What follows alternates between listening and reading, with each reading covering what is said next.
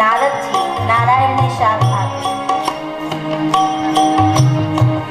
માં પાર્વતીને વિશ્વાસ ન આવ્યો, કારણ કે નારદજી માં પાર્વતીના ગુરુ છે ને. માં પાર્વતીને શિવજી પ્રાપ્ત થાય એ માટે નારદજીએ તપ કરવા કીધું હતું, અને નારદજીના માર્ગદર્શન પ્રમાણે માં પાર્વતીએ તપ કર્યું અને શિવજી પ્રાપ્ત થયા. ત્યારથી માં પાર્વતી નારદજીને પોતાના ગુરુ માને છે. હવે પોતાના ગુરુ માટે આવું સાંભળે એટલે માનવામાં તો ન આવે. શિવજી કહે હું સાચું કહું છું, નારદજીએ શાપ આપ્યો. ત્યારે ભવાની બોલ્યા, કારણ કવન શાપ મુનિ દીન્હા, કારણ કવન શાપ મુનિ દીન્હા, કા અપરાધ રમાપતિ કીન્હા, કા અપરાધ રમાપતિ કીન્હા. પ્રભુ, કારણ કવન શાપ મુનિ દીન્હા, મારા ગુરુ નારદજીએ શાપ શા માટે આપ્યો? કહો મને. કા અપરાધ રમાપતિ કીન્હા, રમાપતિ એવો કયો અપરાધ કર્યો કે નારદજીને શાપ આપવો પડ્યો? આ ગુરુ નિષ્ઠા છે. અહીંયા માં પાર્વતી પૂછે છે કે કાંઈક અપરાધ કર્યો હશે ભગવાને એટલે જ શાપ આપે, નહીં તો મારા ગુરુ કોઈને શાપ ન આપે. આ ગુરુ નિષ્ઠા છે. નારદજી એ મારા ગુરુ છે. નારદજી એ નારાયણના પરમ ભક્ત છે. મારા ગુરુ કોઈને વગર કારણે શાપ ન આપે, એવા મારા ગુરુ નથી. અહીંયા માં પાર્વતીની ગુરુ નિષ્ઠા દેખાય છે. સાધકની નિષ્ઠા ગુરુ પ્રત્યે આવી હોવી જોઈએ કે ભૂલ કરે તો નારાયણ કરે, મારા ગુરુ ન કરે. કા અપરાધ રમાપતિ કીન્હા, રમાપતિ એવો શો અપરાધ કર્યો કે નારદજીને શાપ આપવો પડ્યો? ત્યારે ભગવાન શિવજી માં ભવાનીને કહે છે કે દેવી, પહેલા તો એક સૂત્ર સમજી લો કે આ જગતમાં મારા મત પ્રમાણે કોઈ જ્ઞાની નથી અને કોઈ મૂઢ નથી. કોઈ જ્ઞાની નથી, કોઈ મૂઢ નથી. આ શિવજીનું સૂત્ર છે. ન કોઈ જ્ઞાની છે, ન કોઈ મૂઢ છે, પણ ઈશ્વર જેને જેવા બનાવવા ઈચ્છે ને એવા એને બનાવે છે. ઈશ્વરની ઈચ્છા થાય કે આને હું જ્ઞાની બનાવું તો એ જ્ઞાની બને, અને આને હું મૂર્ખ બનાવું તો એ મૂર્ખ બને. એ ઈશ્વરની ઈચ્છાને આધીન છે. આ સમસ્ત વિશ્વ, આ સમસ્ત જગત ઈશ્વર ઈચ્છાને આધીન છે. આમાં કોઈ જ્ઞાની નથી, કોઈ મૂર્ખ નથી. ભગવાન ઈચ્છા કરે એમ આપણે કરીએ છીએ. આપણે એના હાથના રમકડા છે, એ રમાડે એમ રમીએ છીએ. અને એ રમાડે એમ રમીએ તો મજા, પણ એ રમાડે એમ ન રમીએ પછી આડું અવડું કંઈક કરવા જઈએ એટલે સજા. માણસ દુઃખી શા માટે થાય? કોઈ જ્ઞાની નથી, કોઈ મૂઢ નથી, પણ ઈશ્વર જેને જેવો બનાવવા ઈચ્છે એવો ઈશ્વર એને પોતે બનાવે છે. પણ મારા ગુરુ નારદજી શાપ આપે શા માટે? ત્યારે જે ઘટના બની, જે કથા શિવ પુરાણમાં પણ છે અને અહીંયા રામાયણમાં પણ છે, કે નારદજીને માયા વ્યાપી વિશ્વ મોહિનીને પરણવાની ઈચ્છા થઈ, અને વિશ્વ મોહિનીને પરણવા માટે સુંદર રૂપ જોઈતું હતું. એટલે નારદજી કહે સુંદરમાં સુંદર આ જગતમાં તો એક નારાયણ છે. એટલે નારાયણ જો મને પોતાનું રૂપ આપે તો આ વિશ્વ મોહિની મને પરણે. એટલે નારદજી જાય છે નારાયણ પાસે અને કહે છે પ્રભુ મને હરિ રૂપ પ્રદાન કરો. અહીંયા એમ કીધું કે તમારું રૂપ આપો તો વાંધો નહોતો, પણ શબ્દમાં માર ખાઈ ગયા. ભગવાન પાસે જઈને કીધું હોત કે તમારું રૂપ આપો મને, તો ભગવાન સીધે સીધું રૂપ આપી દે પોતાનું. પણ શબ્દમાં માર ખાઈ ગયા, બોલ્યા છે હરિ રૂપ પ્રદાન કરો. અને હરિ શબ્દને સંસ્કૃતમાં અનેક અર્થોમાં બતાવ્યો છે. સંસ્કૃત ભાષા એટલી મહાન છે કે એમાં એક શબ્દના અનેક અર્થ થતા હોય. અને અંગ્રેજી ભાષા એટલી બધી ગરીબ છે કે અનેક સંબંધો માટે કોઈ એક જ શબ્દ વપરાય. આપણે મામીને મામી કહીએ, કાકીને કાકી કહીએ, માસીને માસી કહીએ, પણ ઇંગ્લિશમાં આંટી જ કહેવાય, અંકલ જ કહેવાય. સંસ્કૃત ભાષા ભાષાઓમાં શ્રીમંત ભાષા છે અને અંગ્રેજી ભાષા ભાષાઓમાં સાવ પુઅર લેંગ્વેજ છે, સાવ ગરીબ ભાષા છે. એની પાસે શબ્દો બહુ ઓછા છે. પણ વિદેશોનું અનુકરણ કરવામાં આપણે આપણી મૂળ ભાષા સંસ્કૃતને છોડી અને અંગ્રેજીની પાછળ પડ્યા અને બાળકોને અંગ્રેજીમાં ભણાવવા માંડ્યા. અંગ્રેજી ભણવું જરૂરી છે. અમે પણ કોલેજ અંગ્રેજીમાં જ કરી છે. અંગ્રેજી બોલતા આવડે, સાંભળતા આવડે, શીખવાડતા આવડે, સમજતા આવડે. પણ જે મજા આપણી ભાષામાં છે, માતૃભાષામાં છે, એ મજા બીજી ભાષામાં નથી. ગુરુજી ઘણીવાર એમ કે માના ખોળે બેસીએ ને જેટલો આનંદ આવે એટલો આનંદ માસીના ખોળામાં ન આવે. આપણી માતૃભાષા એ આપણી માં છે અને બીજી ભાષાઓ એ આપણી માસી છે. જે આનંદ માના ગોદમાં આવે એ માસીની ગોદમાં ન આવે. માટે ભણવું, ખૂબ ભણવું, પણ માતૃભાષાને યાદ રાખવી, આપણી સંસ્કૃતિને ન ભૂલવી. આપણી જે સંસ્કૃતિ છે એ આપણી ધરોહર છે. અને જ્યારે ત્યારે આ દેશના હરેક માણસને જ્યારે ત્યારે જે તે સમયે પોતાની સંસ્કૃતિમાં પાછું આવવું જ પડશે. એ વગર આપણો ઉદ્ધાર નથી. આપણી સંસ્કૃતિને આપણે અપનાવવી જ પડશે. ભલે આપણે લંડનમાં હોઈએ, અમેરિકામાં હોઈએ, વિદેશના કોઈ પણ ખૂણામાં જઈએ, પણ આપણી સંસ્કૃતિને જ્યાં સુધી આપણે નહીં અપનાવશું ત્યાં સુધી આપણો ઉદ્ધાર નથી. ને આપણને બધાને અનુભવ છે. આપણે બધા અનુભવ કરીએ છીએ કે માતૃભાષા છોડીએ તો શું ગતિ થાય, આપણી સંસ્કૃતિ છોડીએ તો શું ગતિ થાય. માટે આને જાળવજો. સંસ્કૃતિનું જતન કરવું એ આપણો ધર્મ છે. જ્યારે આપણે રામકથા સાંભળવા બેઠા છીએ ત્યારે આપણે મનોમન સંકલ્પ કરવો જોઈએ કે મારી સંસ્કૃતિને નેવે મૂકી અને હું કાંઈ નહીં મેળવું. પ્રગતિ મળતી હોય સંસ્કૃતિને નેવે મૂકીને જો પ્રગતિ મળતી હોય તો એ પ્રગતિ મને નથી જોઈતી. આપણી સંસ્કૃતિ એ આપણી ધરોહર છે. આપણી ભાષા એ આપણી ધરોહર છે. આપણો પહેરવેશ એ આપણી ધરોહર છે. આપણી ગરિમા છે, આપણું ખમીર છે. માટે કાલે નિવેદન કરવામાં આવ્યું કે રામ જન્મ ભારતીય પોશાકમાં થાય. આ ખાલી હસવાની કે હસીને કાઢી નાખવાની વાત નથી, પણ આપણી સંસ્કૃતિને જાળવવાની વાત છે. અયોધ્યામાં રામ મંદિર બને, મંદિરની શું જરૂર છે? ભગવાન રામને મંદિર બનશે તો જ રામ પૂજાશે? નહીં. મંદિર એ આપણી ધરોહર છે. મંદિર બને અને આપણું ભારત એ આપણી ધરોહરને સંભાળે એ જો જરૂરી હોય તો જરૂરી એ પણ છે કે ભારતનો એક એક નાગરિક પોતાની સંસ્કૃતિને સંભાળે, પોતાના સંસ્કારોને જાળવે, પોતાની માતૃભાષાને જાળવે. કારણ કે એ વગર આપણો ઉદ્ધાર નથી.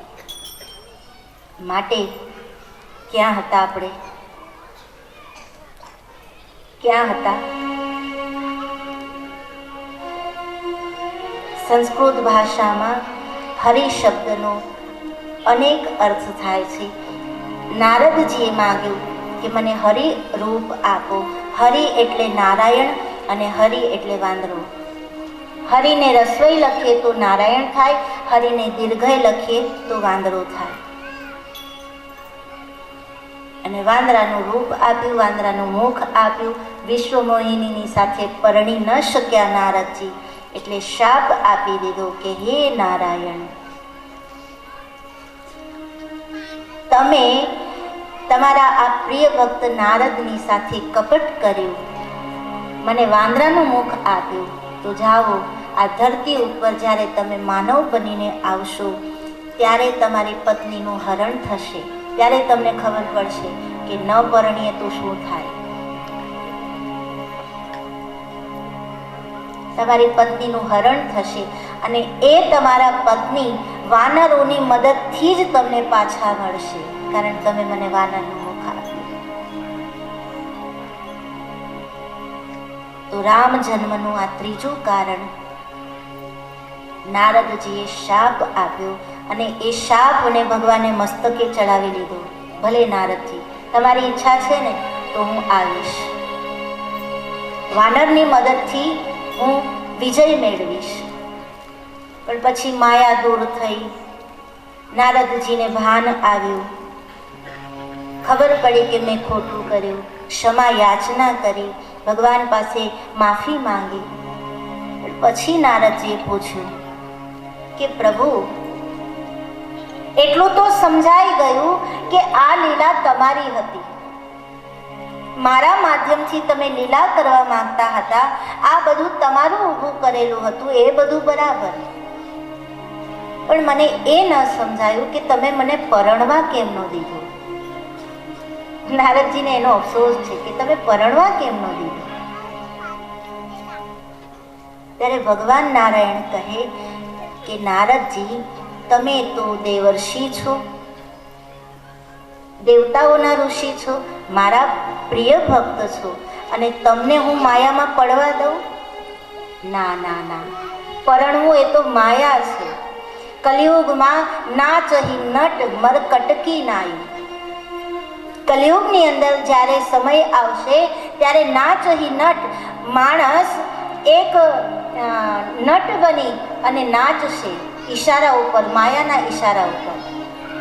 નાચહી નટ મર કટકી નાહી. વાંદરો જેમ ડુગડુગી ઉપર નાચે એમ માણસ માયાના ઈશારે નાચશે.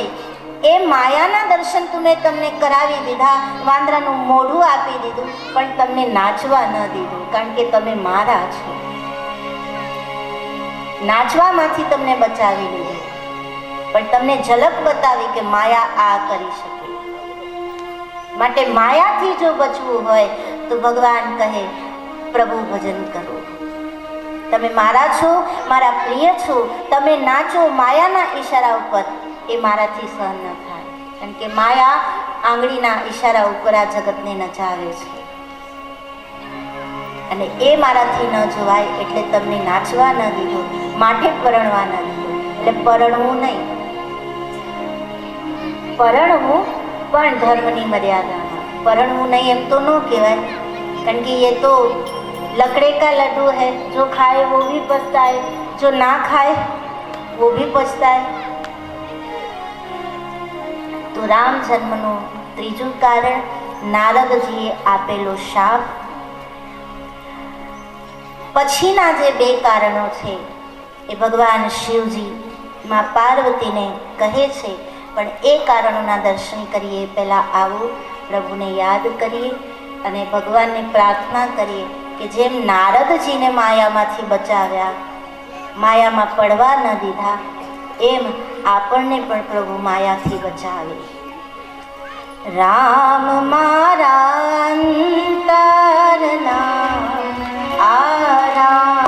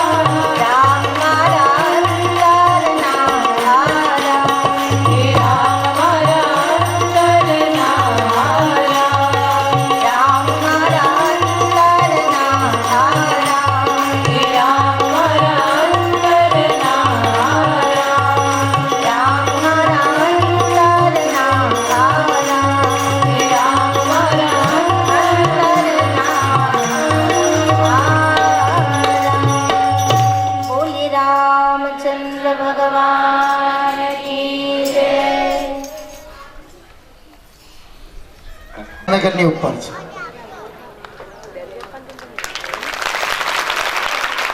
સાથે સાથે રામચંદ્ર ભગવાન કી જય સિયારામ. અને એમનું આપણે સન્માન કરી રહ્યા છીએ. રામચંદ્ર ભગવાન કી, સત્યનારાયણ ભગવાન કી. બોલી રામચંદ્ર ભગવાન